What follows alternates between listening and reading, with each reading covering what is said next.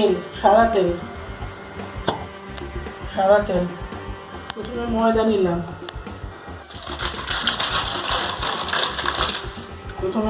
নিলাম,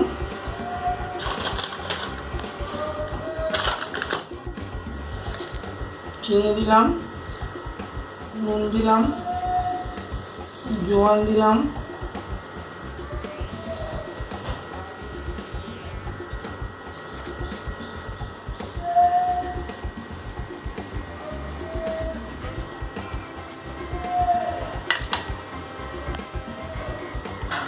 তেল দিলাম,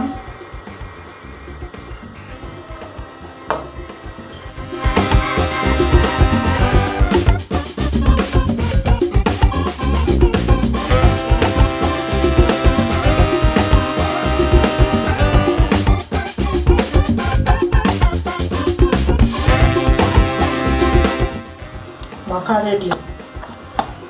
মাখা হয়ে গেছে ময়দাটা, এবারে ঢাকা দিয়ে রেখে দিচ্ছি।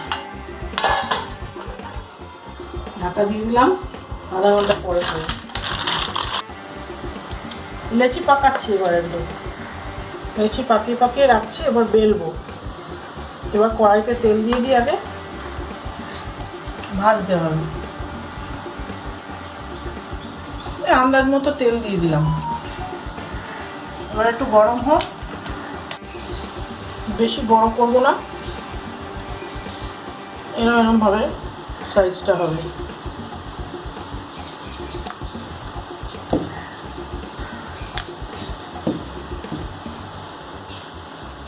বেলে বেলে রাখছি। তেলটা একটু গরম হোক, তারপর ছেড়ে দেবো।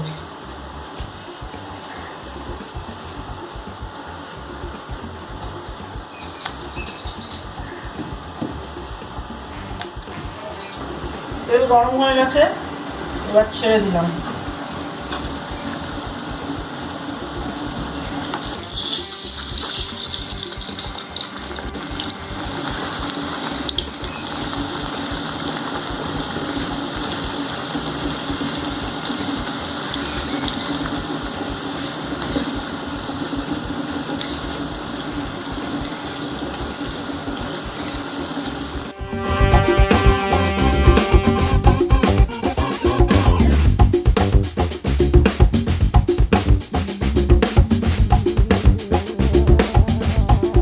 কাবলি ছোলার সঙ্গে কালো ছোলা দিয়ে একসঙ্গে রাতে ভিজিয়ে রেখেছিলাম। তারপরে সেদ্ধ করেছি প্রেসার কুকারে, পেঁয়াজ আর রসুন দিয়ে সেদ্ধ করার পর একটু নুনও দিয়ে দিয়েছিলাম। তারপরে নামিয়ে সেদ্ধ হওয়ার পর ওই জলটাও দিয়ে দিয়েছিলাম। ফোড়ন দিলাম তেজপাতা, শুকনো লঙ্কা, জিরে, তারপরে পেঁয়াজ, রসুন, আদা, কাঁচা লঙ্কা সব বেটে নিলাম। মিক্সিতে বেটে নিয়ে সেগুলো দিলাম, ছেড়ে দিলাম। ছেড়ে দিয়ে তারপরে একটু নুন মিষ্টি দিলাম, একটু তেঁতুলের রস দিলাম, দিয়ে রান্না হয়ে গেল। তেঁতুলের রস দিয়ে নুন, একটু মিষ্টি এসব দিয়ে নামিয়ে রাখলাম। একটু গরম মশলা দিলাম, নামিয়ে দিলাম। এই মতো তেল দিয়ে বেলতে হবে।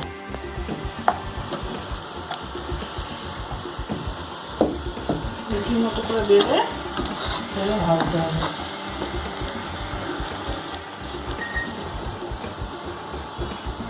বেশি লাগে। এটাকে বাটোরা বলে। এই যে বাটোরা তৈরি হয়ে গেল।